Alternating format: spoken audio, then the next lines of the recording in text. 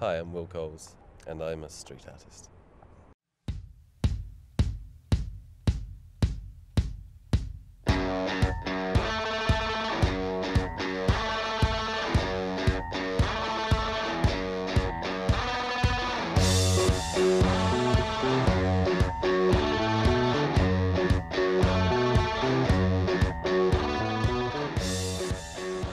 Originally, England, London, and the countryside.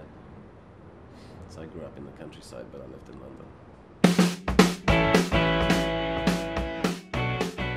Yeah, my grandpa was a sculptor, a professional sculptor, like a successful. He designed coins and toy soldiers as well as sort of contemporary art. And he trained me gave me tips on how casting, all that kind of thing. So before I went to art college, I already had a pretty strong background. And I just did Wimbledon and Glasgow schools of art. London's a great place, but it's in Britain. Because I grew up under the Tories from when I was 7 to when I left when I was 25, 24. And it's kind of like growing up under the Nazis. You feel like Hitler Youth. It's not good.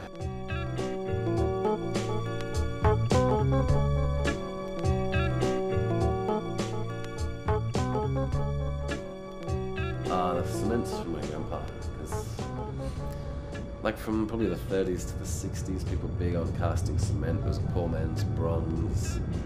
You could do multiples really cheaply, stuff like that is only about 20 cents of material, so I can make hundreds of them. It's no real cost. I like what cement is. It ages, so you glue it down. If it doesn't get stolen or smashed, it ages. Yeah, I just love it. There's something about it. So if I put my stuff out there, I kind of want it to sort of just grow old with it, become part of that area, rather than trying to take on a building in size or outdo it in colour.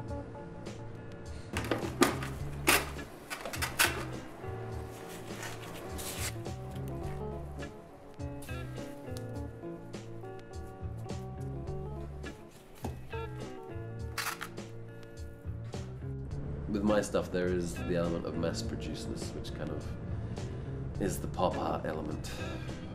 If I put 50 out, like I can make 50, I'll sell 20 through a gallery maybe, put 30 out. Maybe one of those will survive.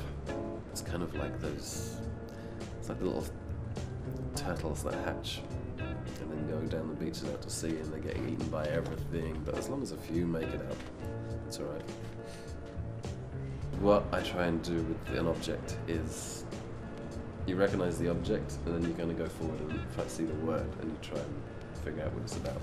Well, it's like suitcases and fridges and stuff like that, thing you see every day and you've seen all your life, so it's a really familiar object. And then when you put a word in that, it's to basically then divert them off into the direction you're trying to take them. Try and make them think about what you intended. Yeah, come on.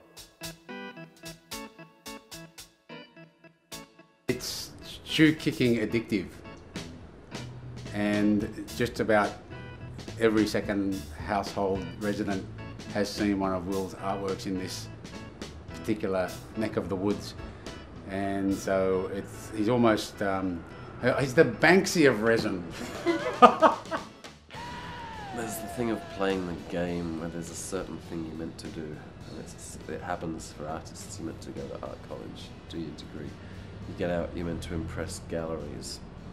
You're meant to promote yourself, turn up to art shows all over town, spruik yourself, suck up to the right people, be seen at the right gatherings. It's kind of, the problem is, if you're going to a college because you think that